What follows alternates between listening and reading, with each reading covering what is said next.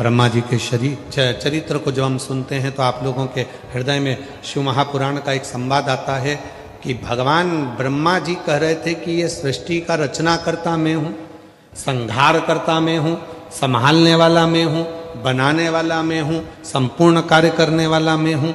नहीं, जिस दिन व्यक्ति के हृदय में यह आ जाता है कि मैंने किया, मैं कर रहा हूं, मैं करा रहा हूं, उस दिन समझ लेना कि उसका करा धरा सब पानी फिर गया,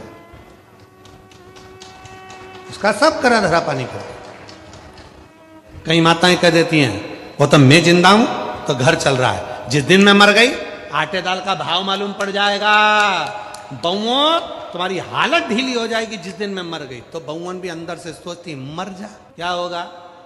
जिस दिन मैं मर गई तो उस दिन आटे दाल का भाव मालूम पड़ जाएगा। मर गए तो क्या होगा? बस इतना होगा, कभी घी घना तो कभी मुट्ठी चना। आज भी घर चल रहा है, कर भी चलेगा, तुम हो तो भी चल रहा है, नहीं होगे तो भी चलेगा। वो तो कोई अंतर तो आना।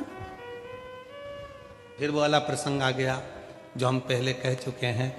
एक सेठ जी कह रहे थे मैं मर गया तो मेरे पीछे पूरा परिवार मर जाएगा। इतना चाहते हैं मेरे घर के लोग, इतना प्रेम करते हैं मेरे परिवार के लोग, अगर मैं मर गया मेरे पीछे पूरा परिवार मर जाएगा। एक गुरुजी निकल कर जा रहे थे, उन गुरुजी ने कहा सेठ जी इतना बड़ी बड़ी बात मत करो, मैं हम भी देखें तुम्हारा परिवार का कितना लोग तुम्हारे साथ मर रहा है, लो मरो अब भी, कब भी मरो। सेठ जी कहने लगे ऐसे कोई मरता है क्या? गुरु जी बोले तुम तो वैसे ऐसे चक्कर खा के पानी पीते पीते लुढ़क जाओ, मैं सबसे कह दूंगा मर गए, हमें देखना है कौन कितना मरता है। अरे गुरु जी मेरी पत्नी इतनी चाहती है अब भी की अब भी मर जाएगी, मेरा बेटा सारा काम छोड़कर प्राण छोड़ देगा मेरे पीछे, मेरा पोता रो रो के मर जाएगा। इतने में गुरु जी बोले मुझे वही लीला देखना है, तुम मर तो गिर, चक्कर खा के गिर। उसने कहा मैं नहीं गिरता, नहीं मुझे तो देखना है, गिर जल्दी से, और अगर मेरे परिवार को कुछ हो गया तो उसकी गारंटी मेरी, चल लुढ़क। और पानी पीते पीते सेठ जी नीचे गिर गए चक्कर खा के। गुरुजी ने कहा उठना मत ही जब तक मैं नहीं बोलूं। डॉक्टर को बुलाया गया, डॉक्टर साहब से किलवा दिया, डॉक्टर साहब बोल दो तुम भी यहीं बैठ जाओ कि ये तो मर गया। डॉक्टर ने कह दिया मर गए। इतने में जैसे ही सुना मर गए, पत्नी धाड़ धाड़ के रोने लगी, अरे स्वामी तुम चले गए, मुझसे कहा तक नहीं, प्रभु तुम चले गए मैं कैसे जीऊंगी। खूब रो रही थी। गुरु जी बोले क्या हो गया बेटा, मेरा स्वामी चले गया। गुरु जी ने अपनी जेब में से एक छोटी सी पुड़िया निकाली, पुड़िया निकाल कर कहा मेरे पास ऐसी दवाई है, तू खाएगी तू मर जाएगी, पति जिंदा हो जाएगा, पति जिंदा हो जाएगा, ले तू खा ले। पत्नी रोते रोते बोली अब तो इनकी उम्र हो गई थी।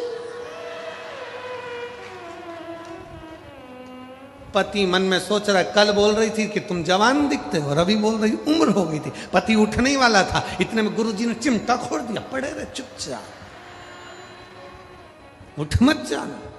बेटा आ गया, बेटा रो रहा था। पिताजी ने पूछा तू क्यों रो रहा है? मेरे पिताजी चले गए, किससे कितना लेना था ये भी नहीं बताया। बाप चले गया उसका गम नहीं है, किससे कितना लेना था ये भी नहीं बताया। इतने में गुरुजी ने बोला ये बूटी तू खा ले, तू खाएगा तू मर जाएगा, तेरा पिताजी जिंदा हो जाएगा। इतने में बेटा रोते रोते बोले पिताजी कह रहे थे अब तो सारा काम तुझे ही संभालना है, पिताजी को शांति से जाने दो। पिताजी बाप सोचने लगा बताओ ये काय की औलाद है। छोटा सा पोता रो रहा था, बच्चा तू क्यों रो रहा है? मेरे दादाजी चले गए, अब मुझे कुरकुरा कौन दिलाएगा, बिस्कुट कौन खिलाएगा। पुड़िया निकाल कर गुरुजी ने कहा ले तू खा ले, तू खाएगा तेरा दादा जिंदा हो जाएगा, तू मर जाएगा।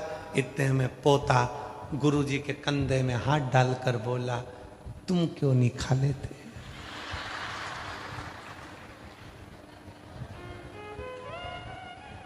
इतने में पत्नी ने भी कहा, गुरुजी तुम तो सन्यासी हो, तुम खा जाओ। बेटा बोला, गुरुजी तुमने तो घर छोड़ दिया, तुम खा जाओ। सब मिलके गुरुजी को खवा रहे पर घर का एक नहीं खा रहा। इतने में गुरुजी ने उठाया, उठ जा, उठ उठ। क्या कहता था, मेरा परिवार मेरा परिवार मेरा परिवार। इतने में सेठ जी उठ के बोले, काय का परिवार, एक भी चेक पे सिग्नेचर नहीं करूंगा, एक भी चेक पे, काय का परिवार। वावारी दुनिया मतलब की दुनिया में किसी का वावारी दुनिया मतलब की दुनिया में किसी का कोई। श्री राम के संग हजारों सखा वनवास हुआ तब कोई नहीं। श्री राम के संग हजारों सखा वनवास हुआ तब कोई नहीं। वावारी दुनिया मतलब की दुनिया में किसी का कोई। अब मानो उसके भावों की शुद्धता का प्रतीक शिव है, सर्वस्व है। जो कहते हैं मेरा मेरा मेरा, वो कुछ भी मेरा नहीं, कुछ भी नहीं।